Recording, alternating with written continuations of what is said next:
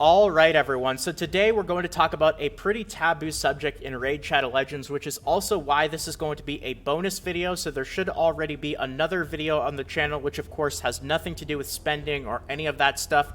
You guys know that I try my absolute best to pretty much never talk about this. Very rarely will I ever talk about anything spending or pack related in any of my videos, and I try to keep it this way on purpose. This game is very predatory when it comes to monetization, and this is unfortunately another reason why I do want to end up making a video like this, is especially to those of you guys who are newer, it is very important to be aware of how Plarium monetizes the game to make sure that you don't fall into a lot of the traps and a lot of the bait that they throw at you, because it can be very easy to make some mistakes and realize that you're spending way more than you need to. And also, even more importantly, not only will you be spending a lot of money, but you'll probably be getting stuff that isn't even close to worth the value for what you are spending on. So with that being said, I wanted to share with you guys the strategy that I use and that I have been using to stick to a very firm budget in Raid Shadow Legends, make sure that I don't get carried away. It's really going to help you out, especially to those of you guys who really feel like you might end up getting carried away, which can definitely happen in a game like this. So this is a two-step strategy that I use to make sure that I don't end up buying anything that falls outside of this strategy, and that I can stick to the things that I want and the things that fall within my budget. So what this two-step strategy is going to be is, first of all, to make things easier, and Plarium definitely does this on purpose to kind of distract you and make you think like certain packs are going to be way better than others, is to try to convert absolutely everything and any offer that you end up seeing into an equivalent value in gems. Now what this is going to allow you to do is it's going to allow you to get a really easy idea of how good the offer is going to be right off the bat, because when you end up taking a look at some of these offers, you'll see that there's so much stuff in it. At first glance, you really don't know, and especially if you're newer to the game, it can be really difficult to tell whether an offer is going to be good or not, just based off of what's in it and what the price is. Like, you look at this as a new player, it seems like it has a lot of stuff. Wow, look at all this stuff. It's got an Ancient Shard, Experience Boost chickens. Look at all this crazy stuff this pack has. Man, really tempted to buy this stuff as a newer player, but once you actually break down the math and the numbers, you know, this pack, it's not terrible, but it's not honestly the best. And I would say anybody who plans on spending less than $100, $200 a month on this game should probably not be buying this pack. And $100 to $200 a month is quite a bit, so very easy in this game to get carried away, which is why it's very important to really piece apart each pack, take the items in it, and calculate what the value of the pack is going to be, and really think strategically about whether things are going to be worth it or not. So step number one is going to be to convert everything in the pack to an equivalent value in gems. Now, there are going to be lots of different calculators. I know Chofli Mobile or Chosen, he has a really good calculator that can kind of tell you the value of things. My personal values are a little bit different, and they might be a little bit different for you. The important thing is you have to piece together everything in the pack, kind of dissect it, and get a single number, and that number is going to be in gems. Now, I'll show you guys what my personal values are, and again, these things do change a little bit. They're going to be a little bit different for everyone, but as you guys can see, rough values, one Ancient Shard I value at about 80 gems. Now, if you're wondering where I get these numbers, especially for something like Ancient Shards, is there's actually a pack that you can buy in-game. It is going to be in the, let's see here, I believe it is in the gem shop, this big shard pack for 900 gems. It'll give you 11 Ancient Shards. You can always buy this. It's unlimited, so if you break down the value, you're looking at about 82, 83 gems per Ancient Shard, so that's where I ended up getting that value of 80 gems each. Void Shards are roughly triple the value of Ancient Shards, so at around 250 gems each, and Sacred Shards I value at around 10 times the value of Ancient Shards. Now, when you actually break down the math behind Sacred Shards, they have 12 times the drop rates, without a double rates event, of course, of Ancient Shards, but I still value them a little bit less than 12 times Ancient Shards, because you actually get 12 individual champions when you summon from Ancient Shards, and there are plenty of rares and epics that are going to be really good. The fact that you only get one singular champion from a Sacred Shard, that's kind of why I bumped down that value from, you know, 960 gems to around 800. But like I said, you guys can kind of adjust these values a little bit depending on what you value more or what you value less. The important thing is that you have a set value for every single thing, and that will allow you to get the overall value of a pack offer. Energy is a pretty simple one. 130 energy is the equivalent of 1 refill, which is 40 gems. Now, something to keep note of is these really large amounts of energy, like 1,500, 1,000. You might not value them exactly at 130 energy per 40 gems because, of course, when you pick up one of these really big energy packs, you aren't going to be able to regenerate your energy until you go back below 130, so that might factor into your value a little bit. Probably won't be a lot, but still something to keep in mind, but that is going to be a slightly easier one. 1 day of experience boost is another one where you can end up finding these in the actual gem shop here. 1 day is 140 gems, but you can buy 3 days for 280 gems. So I kind of took a little bit of a rough average, and just for simplicity's sake, I value them at around 100 gems each. Experience brews, I actually undervalue. The game actually values them a bit higher. I know Chofli Mobile values them a little bit higher, but I personally don't, because you just end up getting so many of them from the clan boss chest. You get so many of them for free just by playing the game. I have so many of them that add up that I really don't value them that high. So it's very unlikely that I would be willing to spend real money for XP brews unless I got them at an absolute crazy value, which is why I only value them at about 1 gem each. Chickens, 3-star chickens, approximately 15 gems each. 4-star chickens, approximately 50 gems each. 5-star chickens, about 250 gems each. Rare books, again, I undervalue them just because I have so many of them. You get them so much in the actual game compared to how often I use them. Not really going to be worth spending real money unless I get them at an absolute insane value, which is why I only value them at around 25 gems each. Epic books at around 100 gems. Legendary books at around 250 gems each, and silver, about 1 million or so silver per 100 gems. Now, once again, very importantly, these numbers, you might value them a little bit differently. If you really want something in particular, or like you really value maybe shards, you really like to pull, that's like your one thing that you enjoy in the game the most, more than energy refills, more than chickens or anything else that you can get, maybe you bump up the value of the shards a little tiny bit. So you adjust the ancient shards to, you know, maybe 85 gems, or you adjust the sacred shards from 800 gems to maybe 850 gems. You can kind of play around with this a little bit as you like, but these are the personal values that I have right now for myself, and these are the rough values that I've had since I started the game in April. And I've stuck to a budget up until recently, since I started making YouTube videos, of around $65 a month. Since I started making YouTube videos, I was able to up my budget to around $100 to $120 a month, but I still do a pretty reasonable job of sticking to pretty close to my budget. You know, sometimes I'll go a little bit over, sometimes I'll go a little bit under, but I've never had a crazy month where I've spent like 3 or 4 times my budget or anything ridiculous like that. And I think a lot of it has to do with this strategy that I use. Now, after you've kind of calculated everything in a pack into one singular value, you could take whatever offers the game throws at you, and now instead of having all this stuff up on the screen, you'll just have a single number. Like this pack right here is going to have a value of, let's just say, 920 gems, or just using that number as an example, but you get the point. Now, instead of 8 different items, you have one value of this many gems.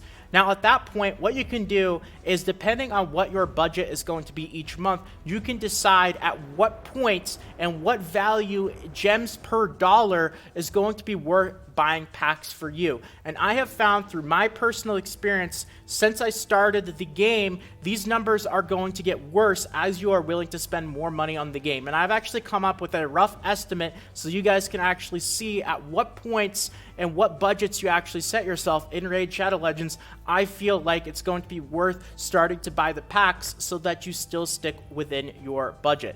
So, of course, Raid Shadow Legends is a very interesting game with a very predatory, in my opinion, not so great monetization system that actually punishes people for spending more. So the more you spend on this game, the lower value you are going to get. So if you take somebody who spends $100 and then you take somebody who spends $200, you would think that the person who spends $200 is going to get twice as much stuff. But in Raid Shadow Legends, it is the opposite. Instead of getting twice as much stuff, you only might get 1.5 times as much stuff. Or, you know, you get the example. The more you spend, the less value you actually get in terms of how much you're spending. So, in my opinion, it really does punish people for spending a lot of money, which for me personally makes it easier for me to stick to the budgets that I end up setting. So, With that being said, something that I found, just rough estimates since I started playing in April, if you stick to these numbers, they're pretty good for the typical monthly budgets that you have.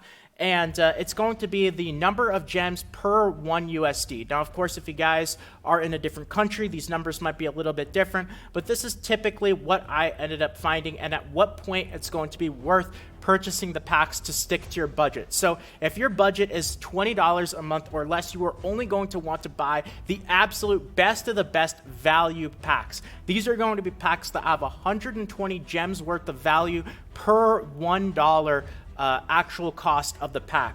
So if we go back to this as an example right here, this Conqueror pack, it's $10, right? So if my monthly budget was $20 or less, this pack right here would need to have a total combined value of 1,200 gems or more in order for this to be worth it, and for the amount and the frequency that these packs actually pop up to roughly stick to my budget. Because again, the more valuable packs, the better value that you get from the actual packs, the less often Plarium is going to pop them up, which means that if you have a lower budget, you can safely stick to only buying the best of the best packs. And as your budget goes up, you can buy packs with slightly worse values. So with a budget of roughly $20 a month or less, I found that only sticking to buying packs that have 120 gems worth of value per 1 USD. Now, if you have a budget of around $50 a month, you're going to be looking at only buying packs that have about 110 gems worth of value per 1 USD. Now, my budget was in between the $50 and $100 a month for the vast majority of me playing the game, and I was always looking for packs that had just a little bit above 100 gems worth of value per 1 USD spent. That's what I was looking for, and the frequency of how often those packs came out, not really all too often. That allowed me to stick to my budget without really getting too carried away and not buying packs that had a really bad value. Now we're starting to get into the dolphin and whale territory. If your budget is going to be higher, let's say $200 a month, now you can start to buy the packs that have a worse value because they're going to be offered more. The packs that have a worse value are typically going to show up more and more because people are going to be able to buy them and not really be as worried about the value that they're getting from them. So for $200 a month, you're looking at about 90 gems worth of value per 1 USD. $300 a month or so, you're looking at a value of being able to buy packs that have 80 gems worth of value per 1 USD. Now you're getting into the territory where pretty much every pack offer that pops up is going to have numbers in these ballpark.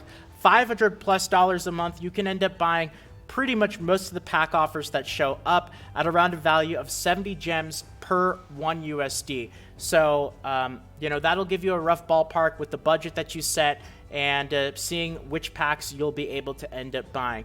Now, a couple of really important pointers that I want to mention, especially to those of you guys that are new, is stay away from all gear packs and the default shop offers, with the exception of the rookie pack, unless you have a whale to your budget. I am not a fan. These gear packs pop up pretty much every single day.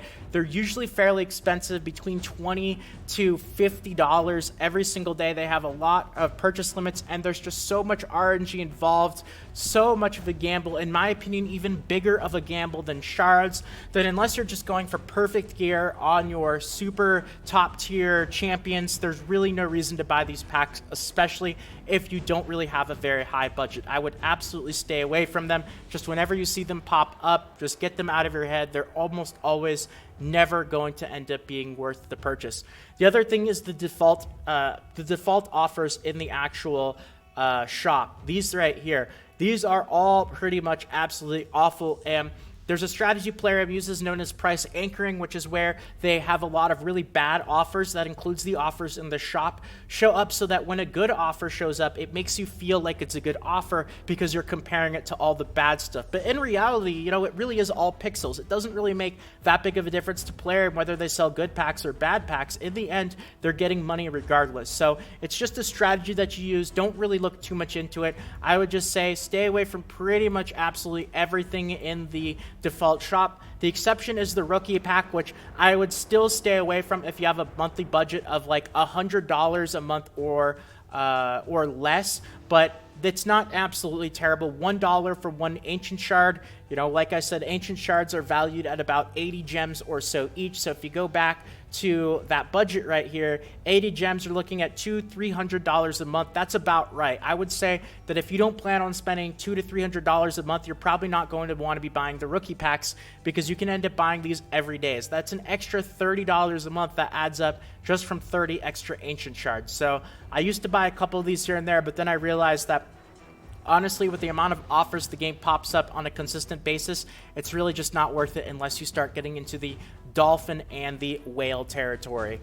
So the last piece of advice that I have to offer, especially for new players, is your absolute best offers are going to be the first wildcard offers that pop up before you've made any purchases. These are going to have some absolutely crazy values. I'm talking about 130, 140, maybe even as high as 150 gems worth of value per dollar. However, don't get used to it. These are going to be one time only, and as soon as you end up making a purchase in game, these insanely good offers are going to stop showing up. So if you guys are new to Raid Shadow Legends, if you haven't made a purchase yet, save your first purchase for one of these really good wildcard packs.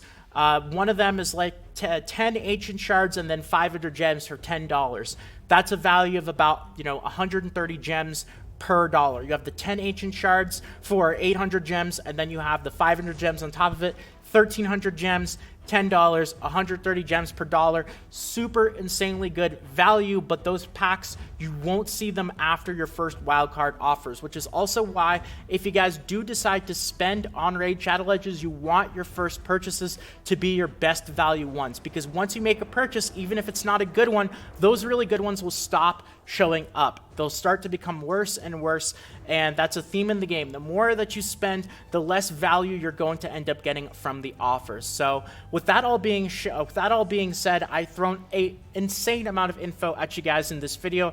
I know this is a bit more of a taboo subject, but I wanted to get this out there so that at least it's there, especially to those of you guys who plan on spending in Raid Shadow Legends. Hopefully you guys learned from this, and hopefully you can use this information to help you save some money on the game. So with that being said, that is going to be it for the video today. Thank you guys so much for watching.